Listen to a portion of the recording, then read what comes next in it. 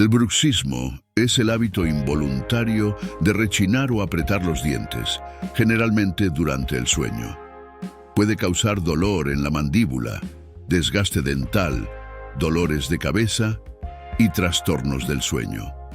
Para tratar el bruxismo, se recomienda el uso de férulas dentales nocturnas que protegen los dientes.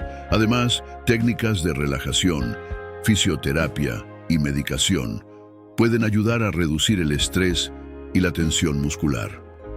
Es importante consultar a un dentista para un diagnóstico adecuado y tratamiento personalizado, ya que el bruxismo no tratado puede causar serios problemas dentales y de salud.